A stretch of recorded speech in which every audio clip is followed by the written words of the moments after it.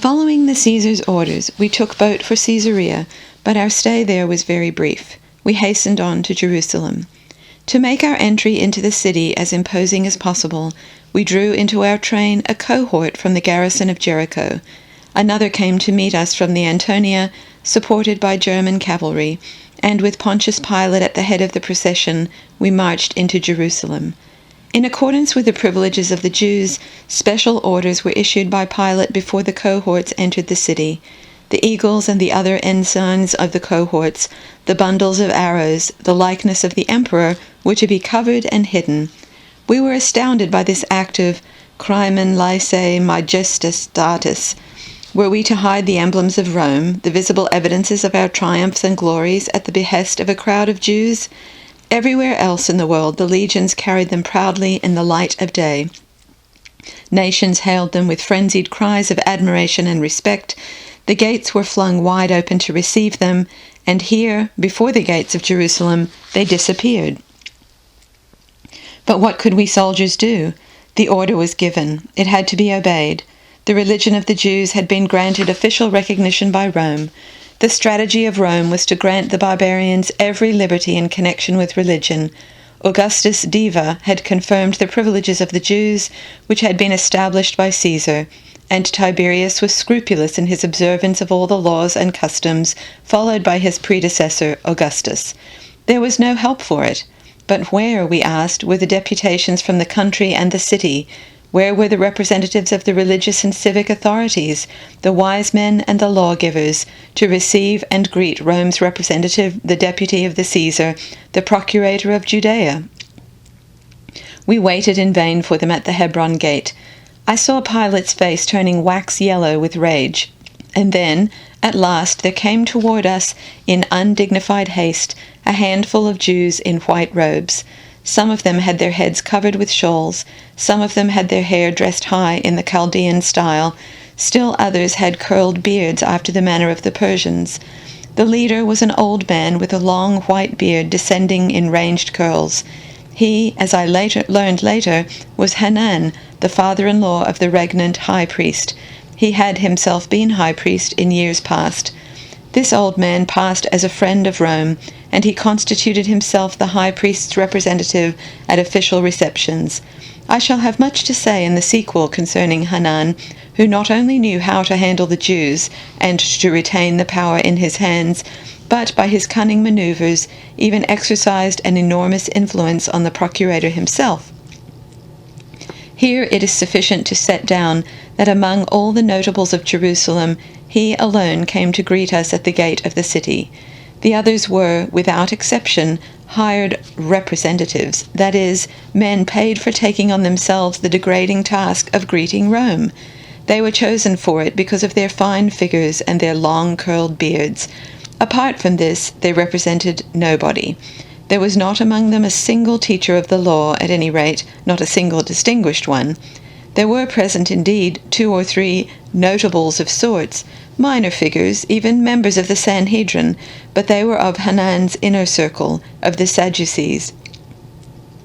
The old man had always found it difficult to put together a decent representative deputation for official Roman celebrations, and he had hit on the device of paying a few men of fine appearance to fulfill the role, just as the Jews in their religious practices pay those individuals who have the dubious honor of reading forth the section of curses from their holy scroll. All this, of course, we did not know until afterwards.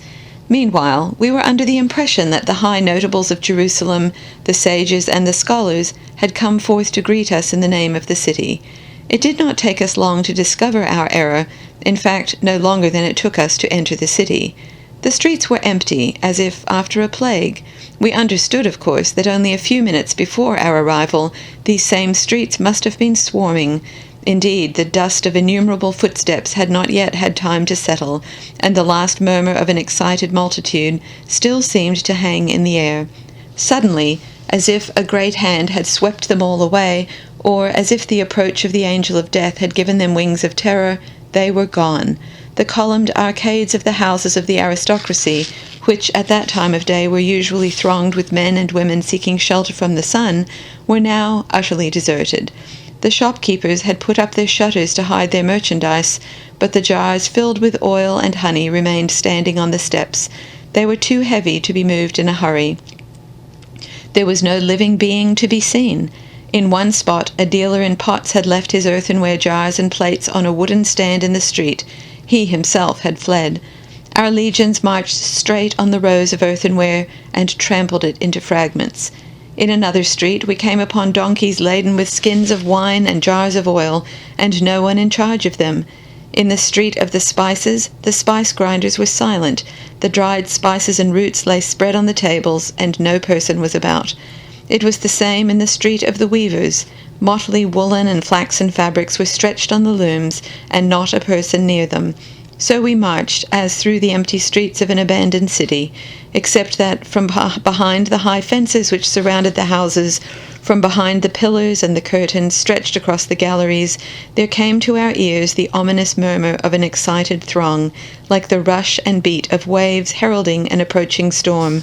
Now and again, indeed, we could glimpse, behind the lattices shutting off the flat roofs, agitated groups.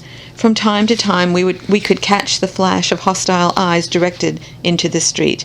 And doubtless thousands of eyes filled with hatred were trained upon us as we marched past. We could hear behind us the multitude pouring out again from their houses, from behind walls and pillars. That first entry into the city taught us what we could expect from its inhabitants. The pealing of our trumpets died without an echo in the deserted streets, and so we marched between the dumb walls which sheltered a hidden enemy until we reached the upper section of the city. Here the population was friendlier. Laughing faces were turned down upon us from the casements, cheerful groups in the shadows of the formal arcades greeted us, and finally we came upon a place which may be compared to the Palatine Hill in Rome. This, I guessed, must be the place of residence of their kings, princes, high priests, and nobles. We were astonished by the sight of an antique-looking building with mighty towers, all in an alien style of architecture. This was not a palace, but a fortress with gigantic walls composed of enormous blocks of dressed stone fitted into each other at the edges, and so massive in appearance that they suggested less the handiwork of human beings than some sort of unnatural growth out of the earth. Ionic columns built into the walls kept guard like dead sentinels around this mysterious structure. There were neither lattices nor windows, neither loopholes nor balconies to break up the stern uniformity of the exterior. Only high up, above the arched entrance, a stone lattice sat like a crown, with places for a lookout, and up above these shot a conical-shaped tower rising into the skies. It was one of the loftiest buildings in Jerusalem. As we learned later, it was an ancient royal edifice dating back to the time of the Hasmoneans, and even today, when one of the tetrarchs or Herodian princes came up to Jerusalem, this building was reserved for his use. Around this tower of the Hasmoneans, palace after palace sprang from the earth, sheltered by high cypresses and surrounded by mighty gates. Loftiest and mightiest was the palace of the reigning high priest, or, as they called it, the Tower of the House of Hanan. I had occasion later to spend hours resting in its pleasant gardens or bathing in its refreshing pools and basins. Much of the dreariness of my stay in Jerusalem was made tolerable by them, but of this I shall have more to say later. Beyond these towers and palaces were still rows of imposing edifices. There was the Council House of Jerusalem with the National Archives. That abutted on the bridge leading from the higher part of the city to the place of the temple. From afar off we caught a glimpse of the friendly, familiar images of the great theatres in the form of the Circus Maximus built by Herod, an echo of home, awakening home-longing. Oh, how those Jews hated the magnificent theatre buildings, rising magnificently toward the sky with their circular, temple-like architecture. Every time a Jew went past a theatre, he muttered a prayer thanking his God that he was not called upon to sit there, or to visit the temples of the Olympian deities. What miserable ignorance! But I shall keep my observations on Jewish intolerance for another occasion. The upper part of the city was encircled by a wall set with towers. These were the 3 towers which the great Herod had erected as monuments to the 3 who had been closest to him in their lives, his father, his brother Faisal, and his wife Miriam. Actually, these structures were not just towers, they were enormous buildings with many underground caves, prisons, garrison quarters, slave and servant quarters, and vast rooms which could accommodate great numbers. The most magnificent as well as the most interesting of the buildings was the Miriam Tower, dedicated to the memory of Herod's wife, whom he had had legally murdered out of jealousy. As if to recall to life the womanliness of his victim, he erected a monument in the form of a palace with graceful and noble lines suggesting the image of woman. The Miriam Tower, like the other buildings, was constructed of the regular rock on which Jerusalem stood, but the structure had been modeled that it brought to mind the noble curves of a Greek vase. He had poured into the stone all his vain longing for his dead wife.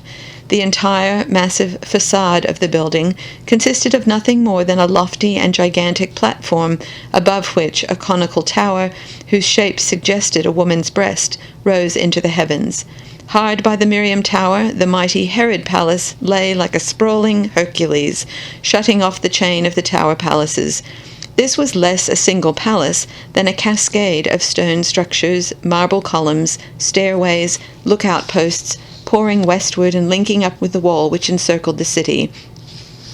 We knew that the Herod Palace was the largest and most magnificent in Jerusalem.